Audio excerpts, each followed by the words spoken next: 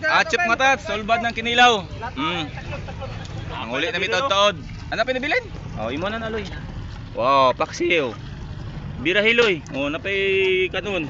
Kinilaw, napay may kinilaw, napay no, bag mo. Matats, magkilaw may kay ugma. Bawal naman daw mo kilaw. So magkilaw daw mi karon. Nama ha? Lami ka na mo kinilaw matats, balo na. Mo nang karon mi magkilaw. Sabay?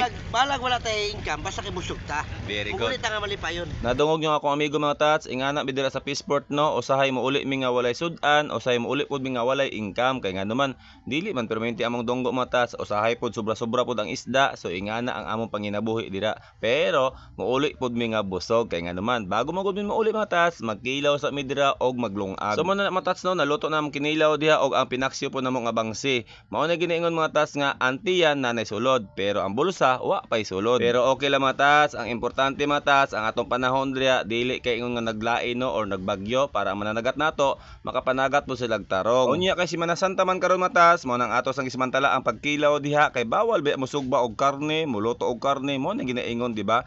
Ako bilang Katoliko ko mga tats, mao jud na ang among tinuhuan dira no. Ambot lang sa inyo kay iba-iba matag relihiyon. So mobalik ta sa atong kinilaw mga tats og atong pinaksyo no. Sa tinud mga tats, perting daghan na jud sa among gilungag dira og ang pinaksyo. Mao nang kutob sa muagi dira amo jud tawagon agdahon og kaon. Syempre mga tats, grasya na dili na to ang ikadalo or ika-stricto kay nga naman pag naay grasya ubay-ubay mag-share ta, di ba? Makapakaong gitag iro mga tats, tao pa kaya'y dili. Sama sa akong ingon mga tats, basta magluto kag isda nga gikan sa bangka no, pag gusto jud ka basta imo lang huton og kaon kay ang mananagat dili jud na magdalo, muhatag jud na basta inyong sudanon, kaonon, pretohon kung unsa man ang naa diya. Mao nang libre mitanan diya basta naay habwa or naay dunggo. Usahay pud mga tats, mo palit pud migbugas, usahay magdala silag bahaw, sudan, bulad, ana, tapos amo dayon jambulan. So ang kinilaw diya mo na mga nami na magud ginatawag diya nga rejik bitaw, so mga mag-rejik diha amo ang kilawon. Pero presko kaayo siya, dili sa ing rejik ka as in, di ba? Presko jud kaayo siya. Ang awag gud among kinilaw mga tats, una pa na mahalin kaysa pinaksyo. Og isa pa mga tats na ako napansin sa akong kauban nga libor no. Sa mura na isda asa.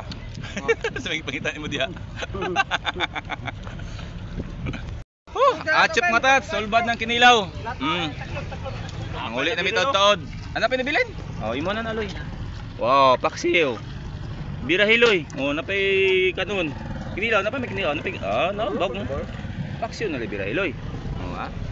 Dagan kay mo pinaksiw mga tats kay isa ka bangka mong dunggo, toro. Asa naman to? Oh, toro. Kaon na midaan mga tats para pagabot sa balay, sulbad na. Kaya mangarga ba mo guys? Mangarga mo guys, teng? Di ay. Ang ulit na mi. Nya mo to mga tats. Hanggang dito na lang. Thanks.